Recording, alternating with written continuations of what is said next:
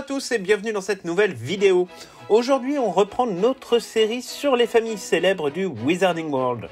Dans un petit sondage que nous avions fait sur notre compte Instagram, @krill_la_gargouille pour ceux qui ne nous suivent pas encore, on vous avait posé la question de savoir quelle famille vous intéresserait dans cette série de vidéos spécialement consacrée aux généalogies des familles de nos personnages préférés.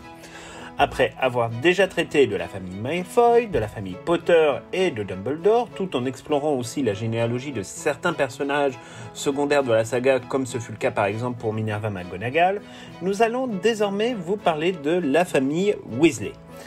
Évidemment, la famille de Ron Weasley n'est pas exactement une famille comme les autres dans la saga Harry Potter.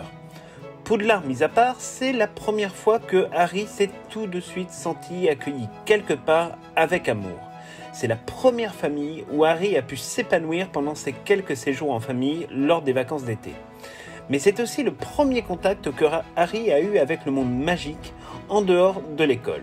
Une famille normale dans le monde des sorciers, certes, mais absolument extraordinaire pour Harry Potter qui a toujours été élevé depuis sa plus tendre enfance dans une famille de moldus qui niait la nature magique de Harry Potter et qui a toujours refusé avec force ce monde si bizarre, pour reprendre la définition donnée par l'oncle Vernon Dursley. Les Weasley vont compter tout particulièrement dans l'univers de la saga Harry Potter, et même plus personnellement dans sa vie. Cette famille va également permettre à J.K. Rowling d'aborder un certain nombre de thèmes qui lui sont chers, les familles nombreuses, la famille en général, le manque d'argent, l'éducation, le rôle de la mère au sein du foyer, dans le maintien de la famille. Donc vraiment, ça a été une famille qui a permis de montrer aussi un peu que la vie dans le monde des sorciers n'était pas faite que de magie, mais était faite aussi de coups durs, de difficultés, mais aussi de beaucoup d'amour. Aujourd'hui, nous allons donc poursuivre avec vous cette exploration en nous intéressant aux origines et à l'histoire de cette famille. Alors, contrairement aux familles Malfoy et Potter dont nous avons déjà traité dans des précédentes vidéos que vous pouvez retrouver dans nos playlists, la généalogie des Weasley ne bénéficie pas véritablement d'une très grande description par J.K. Rowling. C'est-à-dire que dans cette vidéo, on ne va pas remonter au XIe ou au XIIe siècle, mais nous demeurons dans une époque plus contemporaine et probablement effectivement moins intéressante. Cependant, la généalogie du côté des Weasley reste très importante, d'autant plus qu'elle va être liée à la généalogie des Potter. En préalable, il faut savoir que la famille Weasley n'est pas n'importe quelle famille de sorciers. En effet, elle figure parmi les registres des familles de sang pur, regroupant les 28 familles de sang pur depuis de nombreuses générations. En réalité, Arthur et Molly Weasley vous expliqueraient qu'ils auraient préféré ne jamais être associés à ce livre, dont l'auteur reste à ce jour toujours anonyme, même si on pense que c'est un des anciens ministres de la magie, Theodore Nott, qui était assez persuadé effectivement de la primauté du sang pur sur tout le reste. Mais évidemment, ça n'a jamais été confirmé qu'il était l'auteur de ce livre. Alors, Arthur et Molly refuseraient d'être dans ce livre, d'autant plus que, en fait, la famille Weasley ne jouit pas d'une très belle réputation chez les sangs purs, et même c'est une situation assez catastrophique, mais nous y reviendrons ultérieurement. Cependant, rien que le fait que Arthur, Molly et leurs enfants considèrent que leur place n'est pas dans ce livre, en dit très long sur la manière dont ils perçoivent leur place dans le monde des sorciers, d'un point de vue moral et d'un point de vue politique.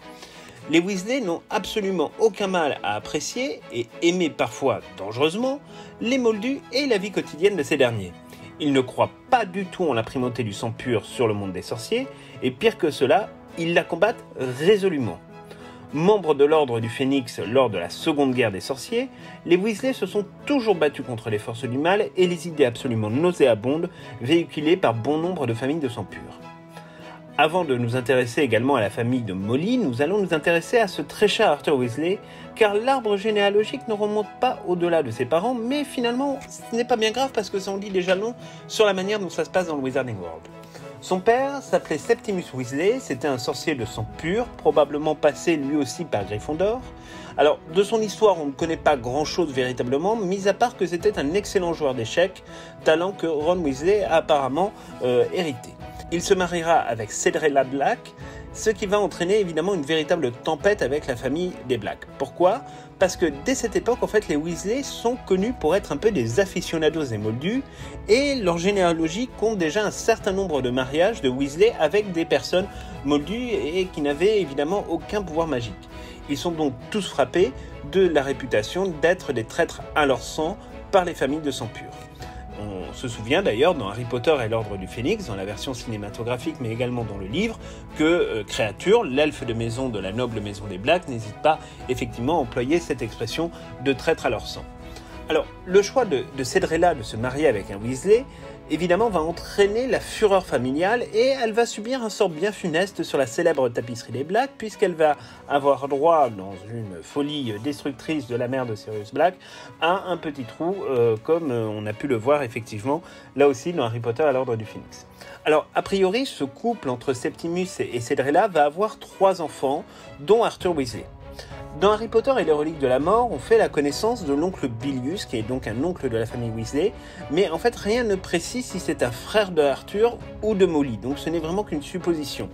En tous les cas, s'il était bien le 2e frère, l'identité du 3e n'a jamais été précisée à ce jour par J.K. Rowling. Pour en revenir à Arthur, donc il se dirigera évidemment à Poudlard lors de son 11e anniversaire et deviendra à Gryffondor donc en 1961, puisqu'il est né en fait le 6 février 1950. Il épousera Molly peu de temps après avoir été diplômé, en 1968. Alors, pour s'intéresser un peu à Molly Weasley, qui est un personnage qu'on aime beaucoup et dont on aura probablement l'occasion de reparler sur cette chaîne, elle est issue, elle également, d'une très grande famille de sorciers, là aussi des sangs purs qui sont présentes dans le registre des 28 familles pouvant se targuer d'avoir un tel statut du sang. Elle appartient en fait à la famille Prewitt, qui, elle, aussi est liée en fait à la famille Black par le mariage de l'un de ses oncles, Ignatius Prewitt, avec Lucretia Black. Alors, on ne connaît pas l'identité des parents de Molly Weasley, cela n'a jamais été précisé par J.K. Rowling, et elle n'évoque en fait à aucun moment dans les livres cette partie-là de la famille. Alors, on sait néanmoins que 2 de ses frères, Gideon et Fabian, ont été membres de l'Ordre du Phénix durant la Première Guerre des Sorciers et qu'ils ont été assassinés par les Mange-Morts et les partisans de Voldemort. On sait aussi qu'elle est née en 1950, probablement au mois d'octobre, le 30 octobre pour être précis, et elle sera dans la même année à Poudlard qu'Arthur, et elle sera également envoyée à Gryffondor par le Choixpeau magique. A priori, Molly Weasley n'a jamais eu de travail, mais s'est tout le temps occupée de sa très nombreuse famille. Alors, Molly néanmoins a une tante que l'on aperçoit brièvement dans les livres, en la personne de la tante Muriel, dont en final on ne sait pas grand-chose, et là-dessus ça reste aussi un peu un mystère, de savoir à quelle famille elle appartient, est-ce que c'est une Prewitt ou autre.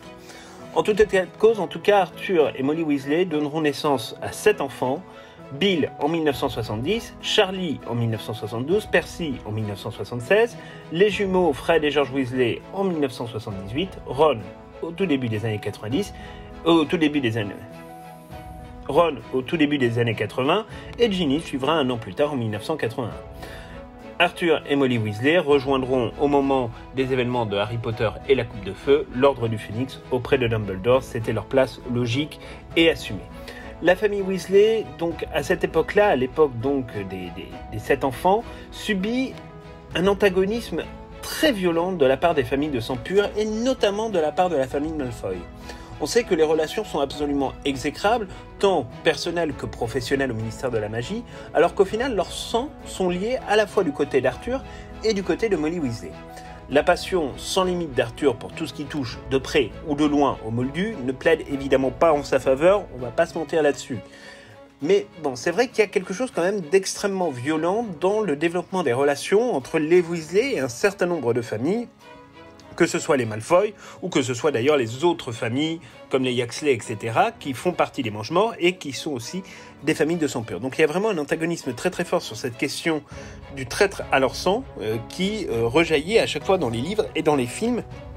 Et c'est vrai que c'est quelque chose dont au final on va parler, on parle dès le premier tome, et on va en parler jusqu'à la fin des aventures de Harry Potter, et ça revient même un peu en sous-main dans Harry Potter et l'Enfant Maudit. Enfin bref, en tout cas la famille Weasley, voilà, c'est une famille typique de la classe moyenne des sorciers de Grande-Bretagne où les fins de mois sont souvent difficiles, d'autant plus avec autant d'enfants. Alors, la généalogie évidemment des Weasley ne va pas s'arrêter là, bien au contraire.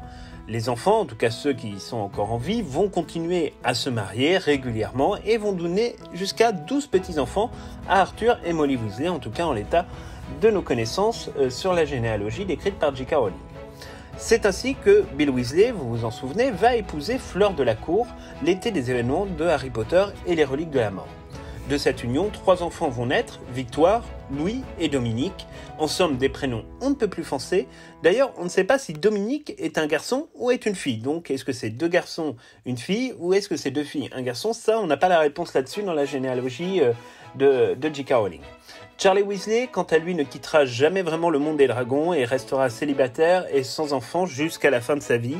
Bon, après, c'est vrai qu'avoir un compagnon qui passe sa vie avec des dragons, ça peut créer effectivement quelques crises d'angoisse à sa compagne. On peut effectivement en faire l'hypothèse, mais en tout cas, voilà, Charlie Weasley ne s'est jamais marié et n'a jamais eu de descendance. Percy Weasley, alors c'est insupportable, Percy Weasley, personnage vraiment ahurissant pendant la très grande majorité des livres, avant effectivement de se rattraper lorsqu'il se rendit compte que ses ambitions et ses choix personnels l'avaient conduit sur une voie de garage et en tout cas sur une mauvaise route, va quand même subir une bonne évolution à la fin de l'histoire et on sait qu'il va épouser une certaine Audrey dont J.K. Rowling n'a pas précisé le nom de famille, elle a juste précisé le prénom, et ils auront 2 filles prénommées Molly en hommage à la mère de Percy et Lucy. Là, on ne sait pas pour quelle raison, donc voilà, ce sera 2 filles du côté de Percy Weasley, qui travaillent encore et toujours au ministère de la Magie. Du côté des jumeaux, malheureusement, on sait que Fred va décéder lors de la Seconde Guerre des Sorciers, et plus précisément lors de la bataille de Poudlard. Il n'aura donc eu ni le temps de se marier, ni le temps d'avoir une descendance. Son décès est l'un des plus tragiques de toute la saga Harry Potter, et on se souvient de ces images dans Harry Potter et les reliques de la mort partie 2, du corps de Fred et de la réaction de Molly Weasley et d'Arthur, mais aussi du regard de Harry Potter qui se dit « Mon Dieu, mais qu'est-ce que je suis en train de faire subir à ces pauvres gens ?» George, quant à lui, va se marier à Angelina Johnson et aura 2 enfants, une petite fille du nom de Roxane et un petit garçon du nom de Fred, en hommage évidemment à son jumeau décédé. Alors c'est quand même un drôle d'héritage, mais bon, pourquoi pas, après tout, ça n'appartient qu'à lui. Quant à Ron, évidemment, il épousera Hermione Granger peu de temps après la bataille de Poudlard et auront 2 enfants eux aussi, une jeune Rose Weasley que nous croisons dans les événements de Harry Potter et l'Enfant Maudit, et un garçon un peu plus jeune du nom de Hugo. Alors, il est à noter que pour la première fois, on observe en fait que les 2 noms des parents vont être accolés par J.K. Rowling, ce qui n'était pas une pratique habituelle. Apparemment, dans le monde des sorciers, on n'en a pas croisé beaucoup comme ça. Donc, en tout cas, dans la famille Weasley, c'est les seuls, effectivement, où il y a un nom composé, puisque les enfants s'appellent Rose Granger Weasley et Hugo Granger Weasley. Donc, c'est une petite originalité. Enfin, la plus jeune fille d'Arthur et de Molly Weasley, notre chère Ginny, épousera évidemment Harry Potter. Alors c'est un choix qui a été très longtemps critiqué par les fans, mais qui au final, au regard de ce qu'il se passe dans Harry Potter et l'Enfant Maudit, trouve une logique parfaitement huilée et presque rassurante, même si effectivement J.K. Rowling a avoué elle-même que Harry aurait peut-être dû terminer avec Hermione. Mais bon, après tout, ce couple Harry et Ginny fonctionne quand même, et on trouve en tout cas que la justification qui en est faite et l'accompagnement que permet Ginny Weasley à Harry Potter dans sa vie de tous les jours et dans sa vie de post-élu à élever ses enfants montre quand même un couple solide et qui fonctionne. Harry et Ginny auront 3 enfants qui portent chacun le nom des Potter. Donc il y aura James, Albus Severus Potter et enfin Lily. Là aussi, l'héritage familial évidemment pèse lourd. Alors, pour découvrir un peu plus de l'histoire de cette fratrie, vous pouvez évidemment, si ce n'est pas déjà fait, vous rapporter aux événements de l'Enfant Maudit, dont on vous parlera samedi prochain dans une nouvelle vidéo spécialement consacrée à Harry Potter et l'Enfant Maudit sous forme de FAQ, puisque vous nous avez posé un certain nombre de questions. Et d'ailleurs, vous-même, n'hésitez pas dans les commentaires à nous mettre des questions qui peuvent vous venir sur Harry Potter et l'Enfant Maudit. Voilà, c'est tout ce qu'on avait à vous dire au sujet de la généalogie de la famille Weasley.